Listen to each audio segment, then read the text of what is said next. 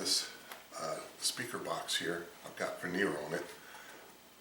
The veneer is hanging over the edge of the box by ½ inch to 1.5 inches or so. As what you want to do when you put veneer on, you want to put it on a little wide, trim off the excess.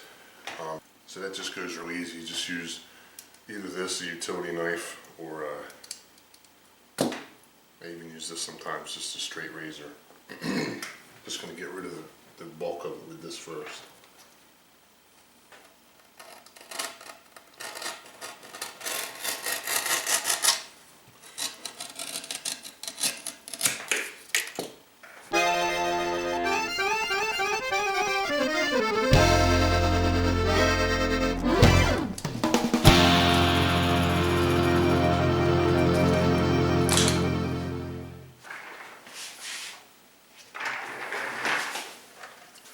So now I am going to use the router to trim off the excess veneer that I just trimmed with the razor knife. I got to within 1/8 of an inch, 1/4 of an inch, something like that. I'll just real quick trim it with this trim bit. This bit happens to be 5/8 of an inch. It has a bigger bearing, bigger cutting head. It's still 1/4 of an inch shaft, but I figure the bigger you go, the less, probably the better job it'll do trimming the veneer. I usually see most of these like 1/2 inch or 1/4 of an inch, but I figured this one might be a little more stable. So I've been using this for a while. It seems to work good.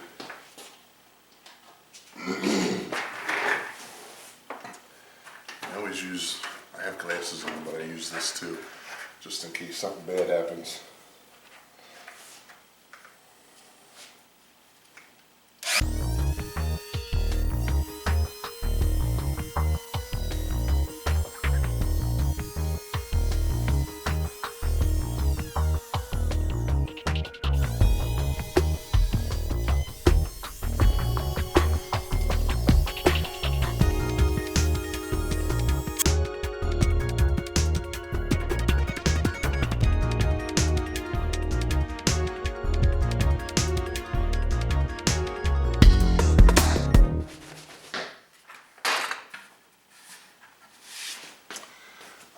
So that's what it looks like afterwards. This doesn't get it exactly flush with the surface, but it gets it real close.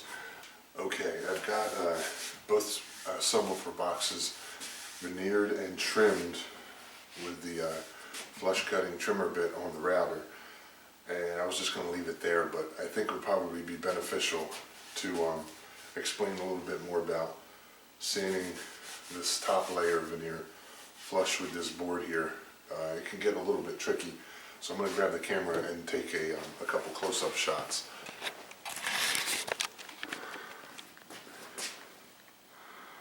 I'm not sure how visible that is, but try to tilt that up like that. Oops. You can see there's a little bit of veneer hanging over. Here you can see it.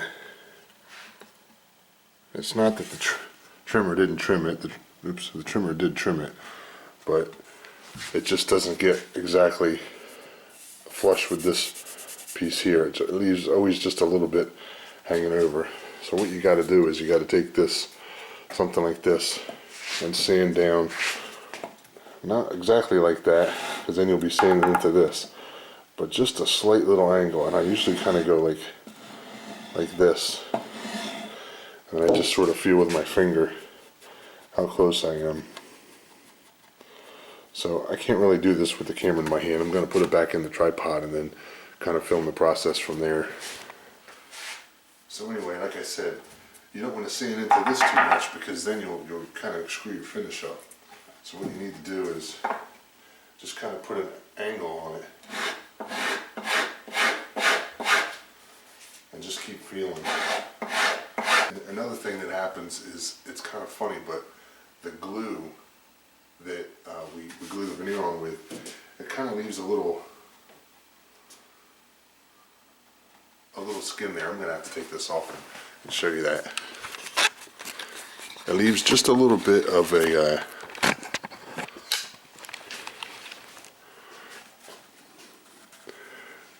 there you can see it. Right there especially.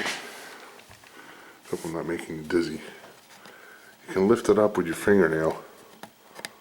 It's not veneer. It's the actual glue. Leaves a little line. So what I do is I basically do that. If there's a little left when I'm sanding, I basically just lift it up, kind of hit it like this. Oops. This isn't possible to do with one hand, but if you can see, I kind of really did, oops, the light's there, did take care of it. But it's just something to be mindful of, but that always happens. You get a little bit of a thin line of that glue wants to flap around, like there's a little bit right there.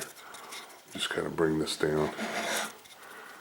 This is really, no, I can't even do this, but I'm just trying to, oops.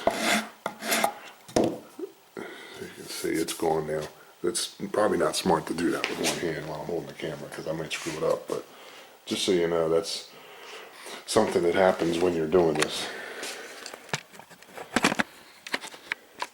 That's if you use the iron-on method.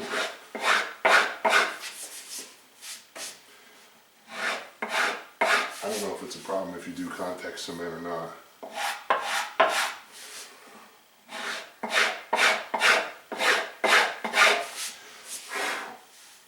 Looks good. Okay. I'm going to do this. So you basically want to feel around and make sure. There I am. You want to feel around and make sure there's nothing going to catch your finger.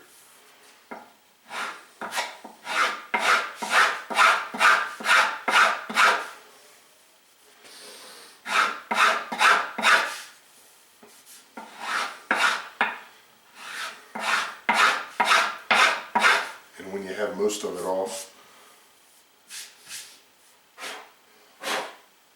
just kind of look and see. Once you have most of it off, then you can just hit it a little bit straight down. Just sort of make sure you're where you're at, where you need to be. It feels perfectly flush.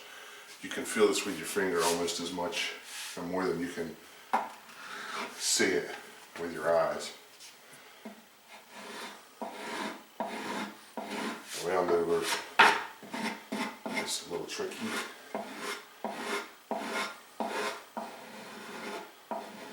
Just kind of keep moving. Don't sit in one space or sit in one spot for too long.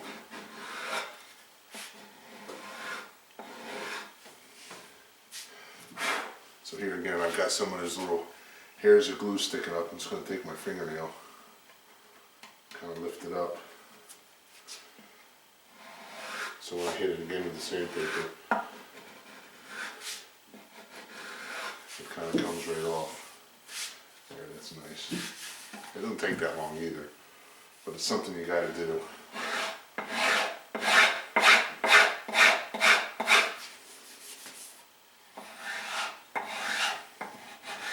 I kind of hold this, instead of holding it straight down like this, I kind of hold it, I can't see if that's showing up. I hold it on an angle. So I start here at the front, and by the time I'm done, I'm finishing up somewhere in the middle. So one swipe of this covers some distance. So you don't want to just sit in one spot, because then you'll goof it up. And feel often what you're doing, so you don't sand through. It's 10 mil veneer. That's not real thin, but it's not too thick either. So it wouldn't take too much to go right through it. This is high quality sandpaper, but it's probably like medium to medium fine grit. And again, I said it before, but you always want to go down. If you go up or go like this veneer here, it's going to splinter, and it's going to ruin it. It won't ruin it, but it could be much nicer if you just follow some precautions. Now this, just as a note, this part of the veneer is grained up and down. So as I'm going like this, if I touch it to this, it's no big deal because it's with the grain. If by some chance the grain was moving this way, for instance, like this, I don't know if you can see that patch, the grain's moving this way, I'd have to be a lot more careful, because if I do slip and sand into this, it's not a problem because the grain's going up and down. You always want to sand with the grain. If it were like this, I wouldn't be able to do this and touch this to this. You'd have perpendicular scratches, and that would look awful. You'd have to sand it all out. So,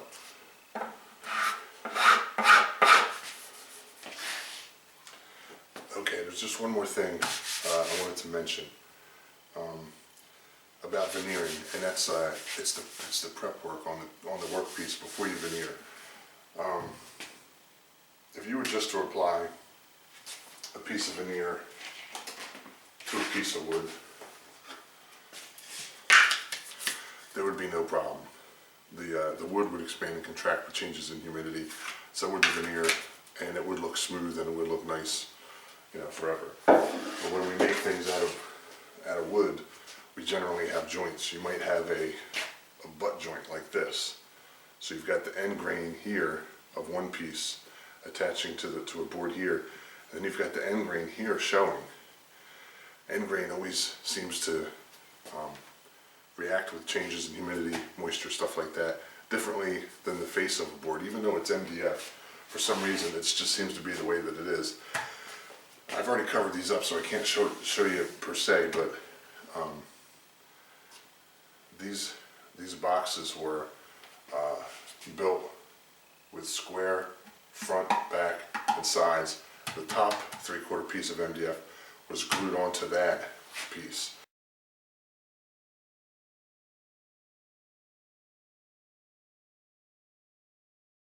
So there's underneath here, there's end grain like this, 3/4 of an inch end grain on this top and on the bottom.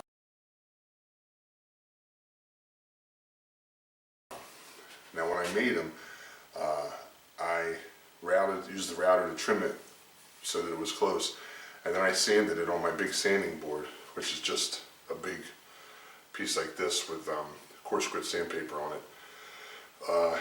I actually held the box over it like this and went and got it perfectly smooth. And then I took it upstairs in my house where the humidity's low, and when things dried out and equalized after a couple of months, lo and behold, the end grain was standing proud of this here. I can demonstrate that here for you, or at least show you what I'm talking about. You're not going to be able to see it, but I can tell you that, for instance, this is a board, 1/2 inch thick piece of MDF goes this way. This is a 1/2 inch thick piece of MDF going up this way. When I made these, this was sanded perfectly smooth. This board here and this board were all perfectly 100% smooth. Now, as I run my finger over it, I can tell that this is standing proud of this. Now you wouldn't think it would be because they were perfectly horizontal, but that's what happens, and that's what will happen to this, or I should say, that's what would have happened to this if I hadn't built it, sanded it smooth, took it upstairs, let it equalize. I know some guys, they'll dry this under some pretty intense heat before they veneer it, just to get the end grain and everything to move a little bit one way or the other. Then once it finds a happy medium where it kind of stays, then they'll sand it again, and they should have no problems. So that's what I've done with these. I built the cabinets, I sanded everything smooth, took it upstairs for a month and a half or whatever, let things equalize, and lo and behold, things did move. So this and this were perfectly straight, but after a couple of months, this starts to stand up proud. Not that much, just a little bit. You can feel it with your finger. It's nothing major, but when you put veneer on something and put a glossy finish on it, that little bump, that little raised area shows up a lot, and it makes you mad because you spent all this time, money, and energy trying to make something look perfect, and now you've got a big seam showing. We call it telegraphing. The seam will telegraph through underneath the veneer.